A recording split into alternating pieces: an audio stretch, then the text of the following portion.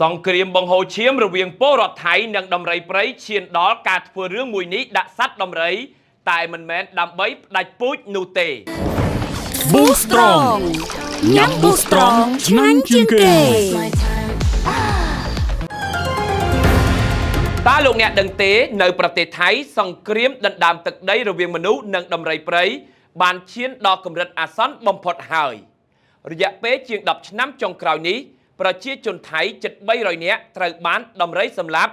ហើយដំរីរាប់រយក្បាលក៏បានងាប់ដូចគ្នាដោយសារតែការប៉ះទង្គិចគ្នាសឹងរៀងរាល់ថ្ងៃដើម្បីបញ្ចប់សង្គ្រាមដ៏រ៉ាំរ៉ៃនេះអាញាធរថៃបានសម្រេចចិត្តប្រើវិធីសាស្ត្រចុងក្រោយដែលពិភពលោកកំពុងភ្ញាក់ផ្អើលនិងតាមដានយ៉ាងយកចិត្តទុកដាក់ជាទីបំផុតនោះ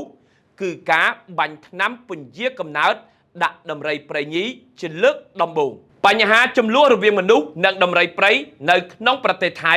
បានឈានដល់ចំណុចរបត់ថ្មីមួយដែលពិភពលោកកំពុងតាមដានគណៈថ្មីមានសេចក្តីរាយការណ៍ពីការវាយប្រហារអុកឡុកបន្តបន្ទាប់ពីវងដំរីព្រៃមកក្នុងតំបន់អ្នកស្រុកខណៈដែលផ្ទៃដីព្រៃកាន់តែរួមតូចហើយចំនួនដំរីព្រៃកើនឡើងយ៉ាងគំហុកអាជ្ញាធរថៃបានសម្រេចចិត្តប្រើប្រាស់អាវុធវិទ្យាសាស្ត្រគឺការចាក់វ៉ាក់សាំងពន្យាកំណើតដល់ដំរីព្រៃជាលើកដំបូង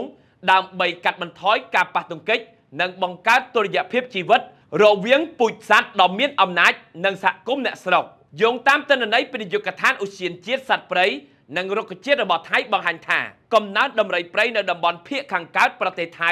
បានហក់ឡើងយ៉ាងលឿនពី334ក្បាលឆ្នាំ2015ដល់799ក្បាលឆ្នាំ2025កំណើនជាង 8% ក្នុងមួយឆ្នាំនេះបានប្រែក្លាយតំបន់កសិកម្មឲ្យក្លាយទៅជាសមរភូមិរវាងក្រុមកសិករនិងហ្វូងដំរីព្រៃរាប់ចាប់ពីឆ្នាំ2012រហូតមកទល់បច្ចុប្បន្នសោកនាដកម្មនេះបានបណ្ដាឲ្យមនុស្សស្លាប់274នាក់របួស252នាក់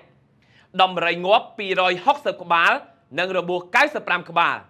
ភោគផលកសិកម្មរាប់ម៉ឺនហិកតាត្រូវបានបំផ្លិចបំផ្លាញដើម្បីដោះស្រាយវិបត្តិនេះថៃបានសាកល្បងចាក់វ៉ាក់សាំងពន្យាកំណើតដល់ដំរីព្រៃញីនៅស្រុកប៊ូរ៉ៃខេត្តត្រាតកាលពីថ្ងៃទី25ខែមករាឆ្នាំ2026កន្លងទៅ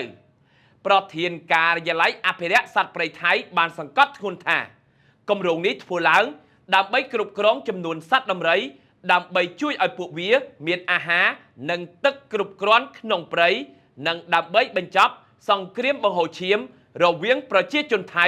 និងហ្វូងសត្វដំរីព្រៃដែលរ៉ាំរ៉ៃអស់ជាច្រើនឆ្នាំមកនេះអ្នកជំនាញបញ្ជាក់ថានេះមិនមែនជាការគ្រាវនោះឡើយតែជាការបង្កើតប្រព័ន្ធការពារមិនឲ្យមេជីវិតបង្កកំណើតបានបណ្ដោះអាសន្នដែលមានប្រសិទ្ធភាពរយៈពេល7ឆ្នាំបន្ទាប់ពីនោះដំរីអាចមានកូនបានតាមធម្មតាវិញសំណួរចោទសួរថាសូម្បីតែមនុស្សចាក់ថ្នាំពន្យាកំណើតក៏នៅតែមានផលប៉ះពាល់មួយចំនួនចោះទម្រាំតែសត្វដំរីតើវាអាចនឹងមានផលវិបាកដល់សភាវគតិ